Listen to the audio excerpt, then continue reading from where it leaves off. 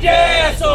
अजित पवार मुर्दाबाद मुर्दाबाद मुर्दाबाद। आमच्या मालाला भाव द्या, भाव द्या, भाव द्या। बालिश बुद्धीच्या लोकांची खरी तर क्यू वाटते। विजय असो। अजित पवार मुर्दाबाद मुर्दाबाद मुर्दाबाद। आमच्या मालाला भाव द्या, भाव द्या, भाव द्या। सोलापूरकरांना दाखवण्याचा हा प्रहारच्या बालिश बुद्धीच्या कार्यकर्त्यांचा उद्देश दिसून येतोय।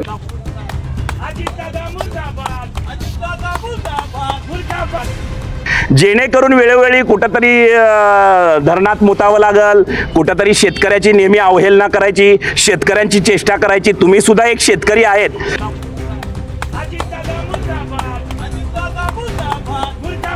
प्रहार जनशक्ती पक्ष शेतकरी संघटनेच्या वतीने आदरणीय आपले महाराष्ट्राचे उपमुख्यमंत्री अजितदादा यांनी म्हटलेलं आहे की शेतकरी नेहमी फुकट मागतो, शेतकऱ्यांना कर्जमाफी कशाला पाहिजे। एकतर म्हणतात तुम्ही शेतकऱ्यांचं सर्व कर्ज माफ करणार, शेतकऱ्यांचा सातबारा कोरा करणार। आमच्या आदरणीय बच्चूभाऊंच्या आंदोलनानंतर तुम्ही शब्द दिला आणि त्याच्यानंतर सुद्धा तुम्ही शेतकरी फुकट मागतो। शेतकरी अहो तुम्ही जर शेतकऱ्याच्या शेतीमालाला जर हमी भाव दिला तर मी तुम्हाला 100% सांगतो शेतकरी तुम्हाला कर्ज दिल्याशिवाय राहणार नाही। जेणेकरून वेळोवेळी कुठंतरी धरणात मुतावं लागल, कुठंतरी शेतकऱ्याची नेहमी अवहेलना करायची, शेतकऱ्यांची चेष्टा करायची। तुम्ही सुद्धा एक शेतकरी आहेत।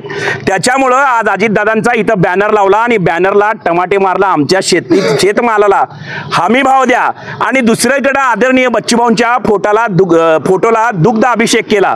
याचं कारण तफावत, एक नेता जो आहे 5 वेळा उपमुख्यमंत्री होऊन एकदा खासदार होऊन शेतकऱ्यांची नेहमी बदनामी करतो, शेतकऱ्यांची चेष्टा करतो आणि दुसरा नेता मात्र आदरणीय आमचे बच्चूभाऊ शेतकऱ्यांना सर्वत्र एकत्र करून शेतकरी आज एका झेंड्याखाली कुठेतरी शेतकरी पक्ष संघटना जातीमध्ये विभागलेला शेतकरी एकत्र घेऊन नागपूरला आदरणीय मुख्यमंत्री फडणवीस साहेबांच्या इथे मोठ्या प्रमाणात शेतकरी एकत्र करून आंदोलन केलं होतं। शेतीमालाला हमी भाव मिळावा, शेतकऱ्यांचा सातबारा कोरा तुम्ही तारीख दिलेली आहे 30 जून सक्सेस झालेलं आहे आमचं।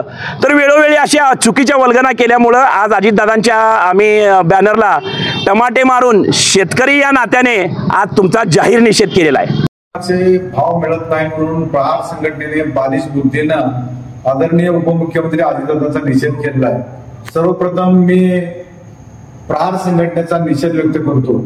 निदर्शन करणाऱ्या बालिश बुद्धीच्या लोकांना शेतीमालाला हमीभाव सरकार देत नसतं, कृषी मूल्य आयोगामार्फत त्याची अंमलबजावणी होत असते।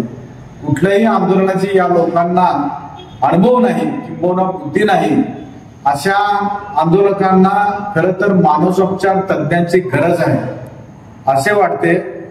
प्रहारचे नेते यापूर्वी मंत्री होते, त्यांना आता तोंड दाखवायला जागा नसल्यामुळे अशा आंदोलनामधून स्वतःची बाजू मांडत आहेत। अशा बालिश बुद्धीच्या लोकांची खरी तर क्यू वाटते। आता जवळच स्थानिक स्वराज्य संस्थेच्या निवडणुका आलेल्या आहेत, त्यामुळं संघटनेच्या माध्यमातून काहीतरी आपण करत आहोत असं सोलापूरकरांना दाखवण्याचा हा प्रहारच्या बालिश बुद्धीच्या कार्यकर्त्यांचा उद्देश दिसून येतोय। त्यांना खरोखरच मानसोपचार तज्ञांची आवश्यकता आहे, याची त्यांनी दखल घ्यावी। स्वादिष्ट जेवण मिळण्याचे एकमेव ठिकाण म्हणजे हॉटेल बडेपीर।